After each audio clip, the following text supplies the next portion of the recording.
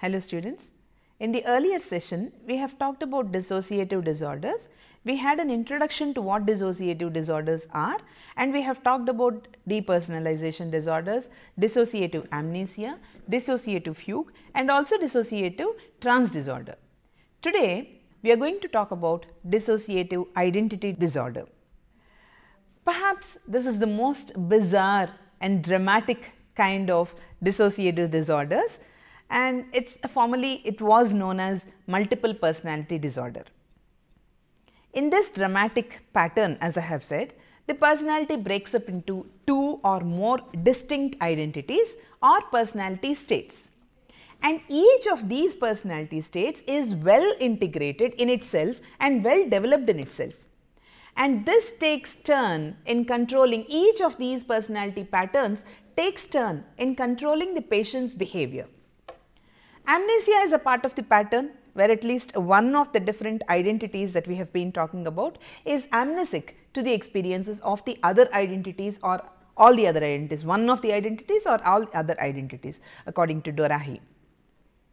Each identity may appear to have a different personal history, it may have a different self-image altogether, and it may have a different name also, though there are some identities which are only partially distinct and independent from the other identities. They are to a certain extent they are dependent on other identities.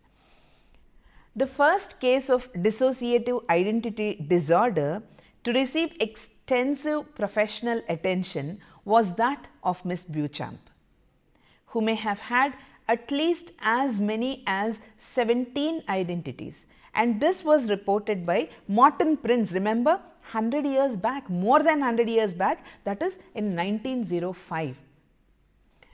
Ever since, this disorder has held a certain fascination immensely to the public, as shown by immense popularity of Thigpen and Checkley's The Three Faces of Eve, which was way back in 1957. Both a book and a movie have been there on this, and by the best Sybil by Schreiber, 1974. The story of Sybil was about a girl with 16 personality states. You can see in this picture Martin Prince, who has talked about Miss Beauchamp, and you see the examples of Miss Beauchamp's handwriting. You see the variety of change, the variety and change in the styles of handwriting by different personalities over here.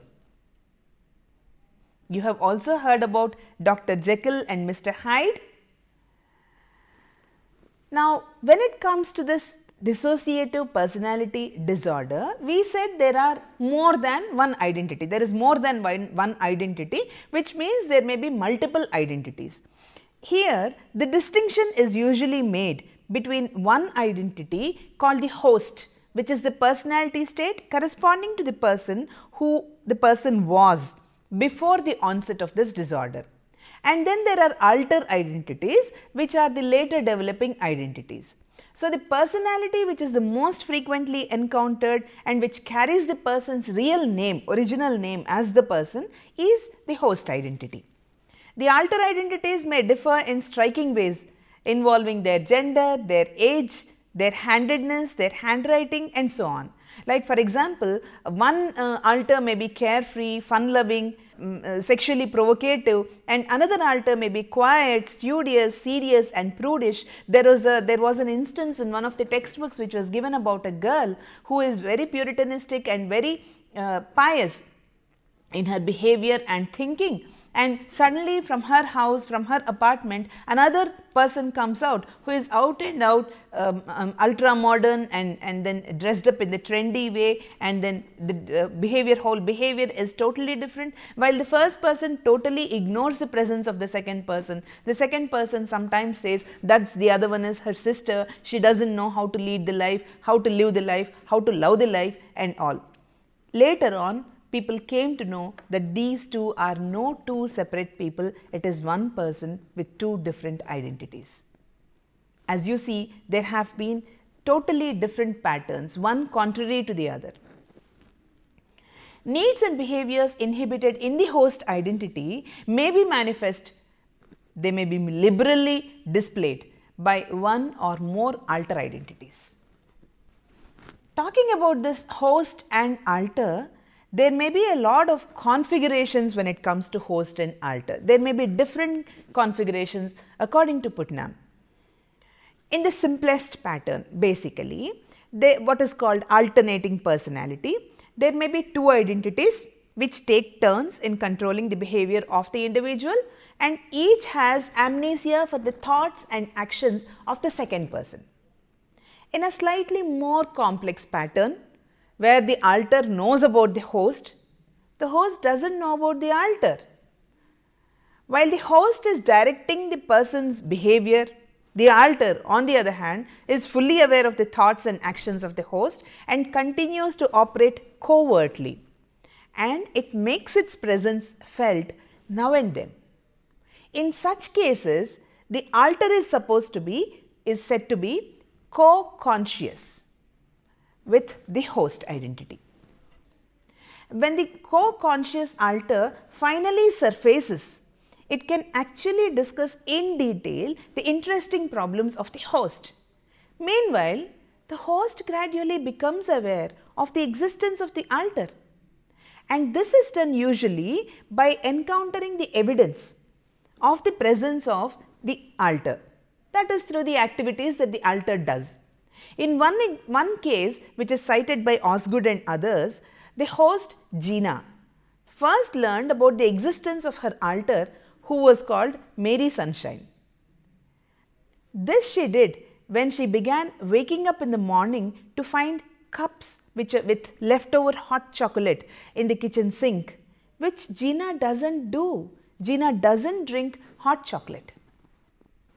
And it would be interesting for you to know that dissociative identity disorder patients have far more than one alter. We need not think that only one alter may exist in a person with dissociative identity disorder.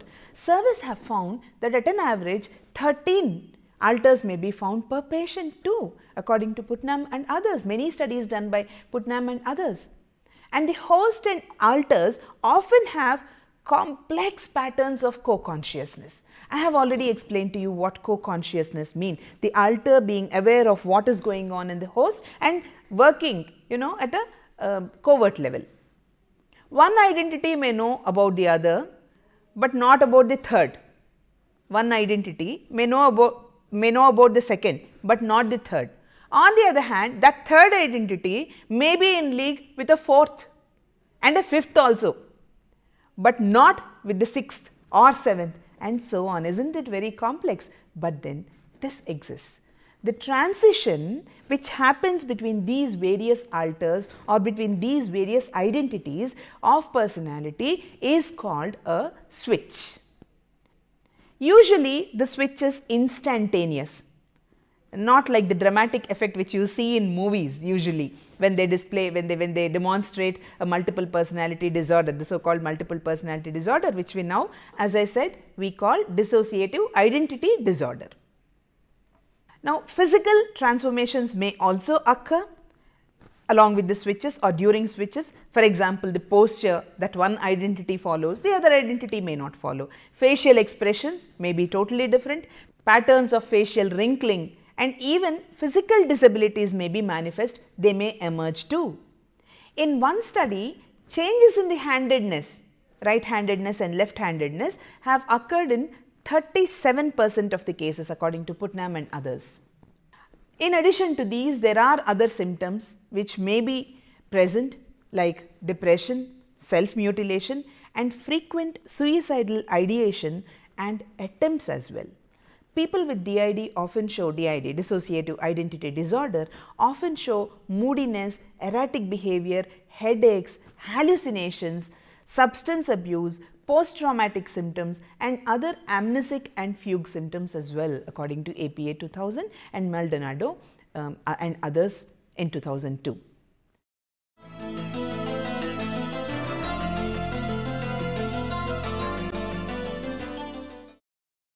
And talk about the types of personalities in dissociative identity disorder as well as the causes behind dissociative identity disorder.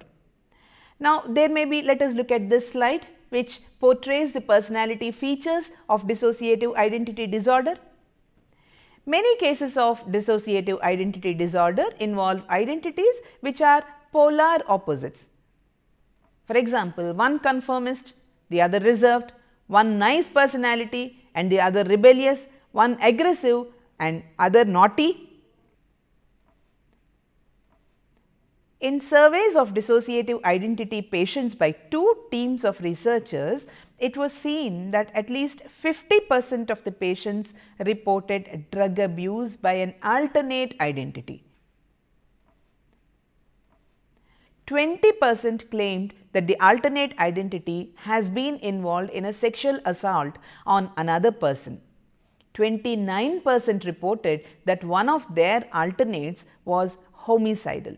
And these were the studies conducted by Putnam and others in 1986, and the other one was conducted by Ross and others in 1990.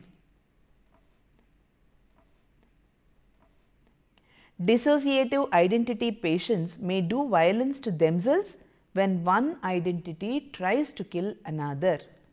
Such internal homicide attempts were reported by more than half of the people who have been undergoing dissociative identity disorder. The disorder usually starts in childhood, although most patients are in their 20s or 30s when they report for the diagnosis, according to Ross. Approximately 3 to 9 times more females than males are diagnosed as having this disorder, and females tend to have a larger number of alters than do males, according to APA.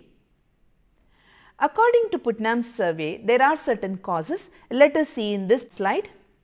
The survey says that 97% patients reported some significant trauma in childhood. The most common was sexual abuse, reported by 83% of the patients. In 68% of the patients, this sexual abuse involved incest.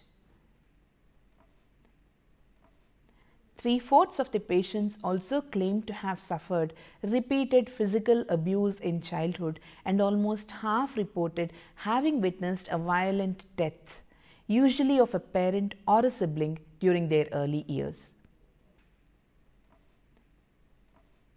The nearly unanimous testimonies of abuse suggest that dissociative identity disorder may be a stratagem that terrified children use to distance themselves from the realities of their lives, according to Atchison and McFarlane. Now, having said so much about this dramatic and different kind of disorder which attracts the interest of the common people as well as the researchers, let us also look at the other side of the coin. How many of these disorders are accepted as true? There is a criticism which rejects many of the cases which are reported as dissociative identity disorder as false cases. Increasingly over years, even firm defenders of dissociative identity disorder diagnosis have become more and more concerned about these false cases. For example, Ross in 1997 estimates that a quarter of the dissociative identity disorder cases in the unit that he directs are either faked or iatrogenic. Iatrogenic is a word which needs a little bit of explanation. Iatrogenic means induced by therapy. Can therapy induce disorder? Well, the central feature of dissociative identity disorder, that is the presentation of multiple identities, was not observable prior to the treatment. And if it becomes visible after the treatment, then that is the major reason why some critics have argued that dissociative identity disorder is at least in part induced by therapy, as Spanos says and Lilienfeld and others say. According to a model called auto-hypnotic model, people who are suggestible may be able to use dissociation as a defense against their extreme trauma. According to a model called auto-hypnotic model, people who are suggestible may use dissociation as a defense against extreme trauma, according to Putnam.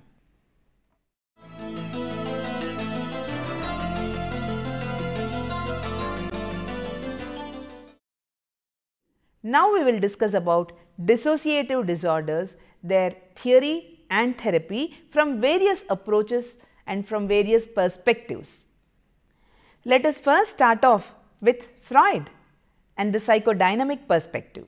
Psychodynamic perspective views dissociative disorders as a defense against anxiety. Dissociation, is it used as a defense? Well, Freud believed that when many basic human wishes are in direct conflict with either reality or superego, the result of this conflict is painful anxiety. To protect the mind against this painful anxiety, the ego then represses the wish and mounts defenses against it. I hope the students know pretty well by now what repression means. An unconscious pushing down of those which are undesirable and unwelcome for an individual. So, according to psychodynamic theory, the dissociative disorders are simply extreme and maladaptive defenses. Let us look at this slide which explains dissociation as defense according to psychodynamic interpretation. Dissociative amnesia, for example, is regarded by Freudian therapists as simple case of repression. We have talked about repression already. Fugue and dissociative identity disorder, on the other hand, are more complicated in that the person also acts out the repressed wish directly or symbolically. Thus, that is how the fugue patient goes off and has his adventures. The person with dissociative identity disorder becomes a different or forbidden self, while the ego maintains amnesia for the episode, thus protecting the mind against the strictures of the superego. Psychodynamic school has its own methods of treating this dissociation, be it in the form of a fugue or amnesia or dissociative identity disorder or whatsoever. Now, let us look at this slide which talks about psychodynamic therapy, which is the most common treatment usually for the dissociative disorders. When trauma is involved or thought to be involved, the treatment proceeds in 3 stages. Stage 1 involves settling the patient down, basically establishing an atmosphere of trust and helping the patient to gain some mastery over the dissociative symptoms. Stage 2 is where the traumatic memory is recovered and grieved over. And stage 3 is devoted to the reintegration of the traumatic memory so that the patient no longer has to use dissociation to wall it off, according to Herman and Kluft. In amnesia, fugue and dissociative identity disorder, the traditional method of bringing forth the lost material has been hypnosis. Barbiturates and benzodiazepines may also achieve the same effect. A disadvantage then of hypnosis is that in some cases it seems to bring on or exacerbate dissociative symptoms, according to some studies.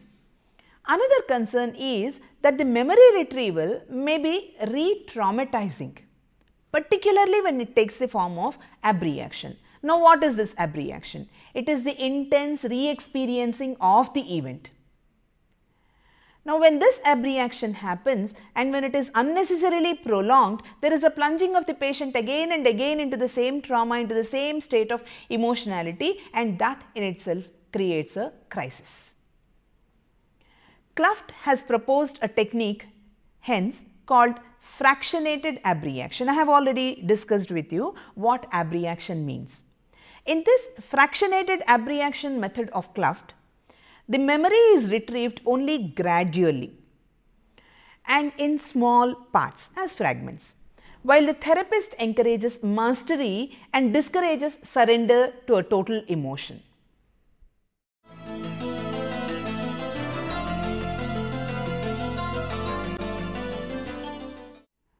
Which deals with the behavioral perspective where dissociation is a social rule. According to behaviorists, dissociation is learnt. the behaviorists have conceptualized the dissociative disorders as a form of learned coping response, with the production of symptoms in order to obtain rewards or relief from the stress.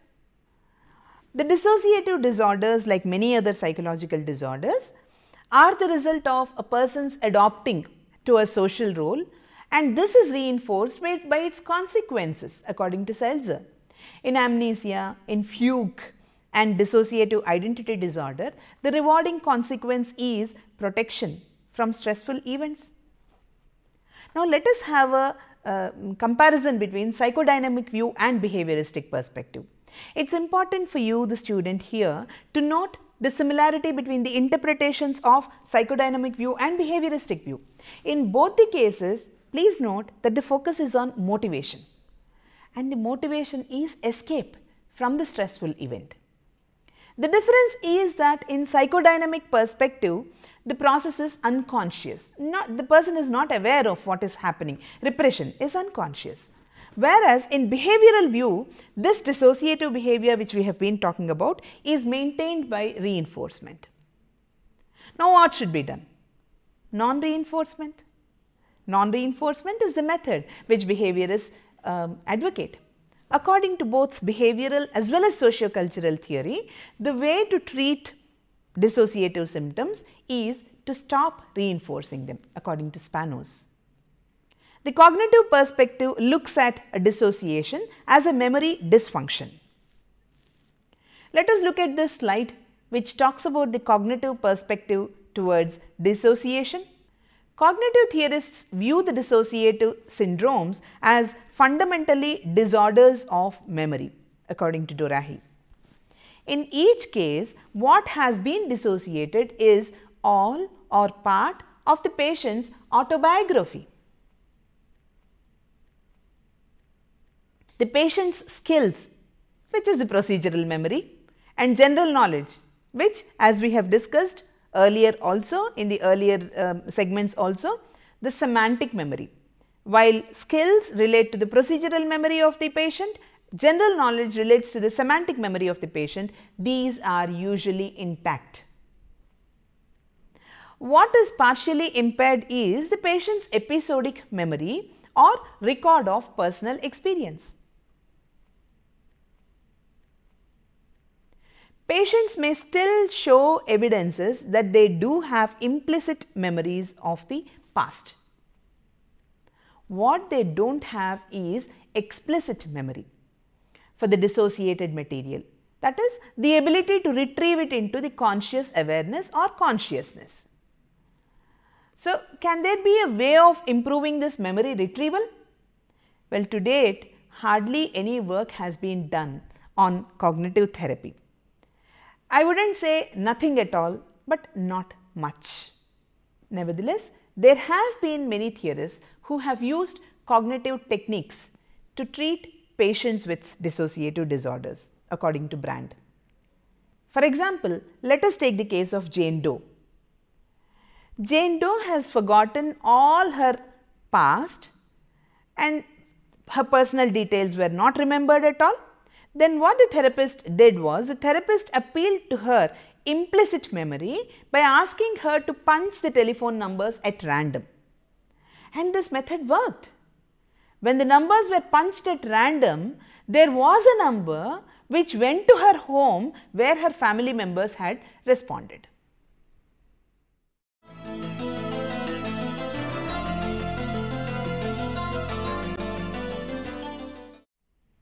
Now deals about the integrated approach, which uses more than one approach. Some treatments for dissociative identity disorder in particular, such as tactical recognition therapy, combine cognitive behavioral and psychodynamic therapies and approaches according to Fine. The first stage of such a treatment using integrated approach focuses on cognitive distortions and dysfunctional beliefs which arise from the past traumas among various alters in dissociative identity disorder. These trauma-based cognitive biases are challenged with typical cognitive techniques like hypothesis testing, reattribution training. The second stage is more psychodynamic and it involves fractionated abreaction. If you remember, we have discussed this technique of fractionated abreaction a little while ago. As well as, so the second stage uses fractionated abreaction as well as mastery over emotion. While integrated approach combines more than one approaches, there is a neuroscience perspective which talks about brain dysfunction. According to neuroscience researchers, some so-called dissociative disorders that we have been discussing all this while may be neurological disorders. According to one theory, Sivek and Lin say, the dissociative symptoms may be a byproduct of undiagnosed epilepsy. This theory may apply to certain dissociative conditions, but it is unlikely to explain dissociative identity disorder, in which the symptoms are far more elaborate than the dissociative experiences reported by epileptic patients. On the other hand, there is another hypothesis. Let us look at this slide to see what this second hypothesis has to say. A second hypothesis has to do with hippocampus, which is a part of the limbic system. When a memory needs to be retrieved, it is apparently this hippocampus that brings the memory elements back together and integrates them.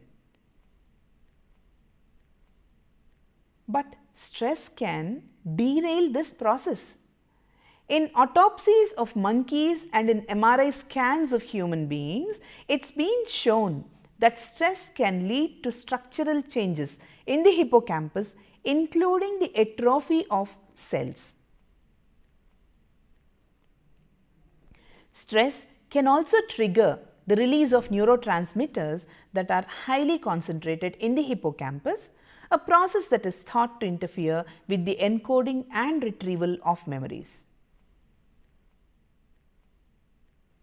In depersonalization disorder, it was felt that there may be some abnormality in serotonin functioning.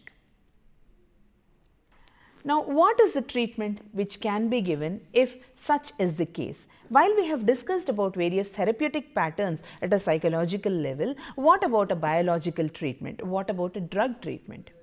Now, not much once again is done in the way of biological treatment that has been developed for dissociative disorders. Certain barbiturates are said to be used as alternatives to hypnosis to aid in the recovery of memories, although the reliability of such memories is no better than with hypnosis. As researchers gain more and more knowledge about stress-induced changes in memory function, it is hoped that they will be able to develop medications for dissociative disorders, and side by side there are psychological techniques which would be helpful.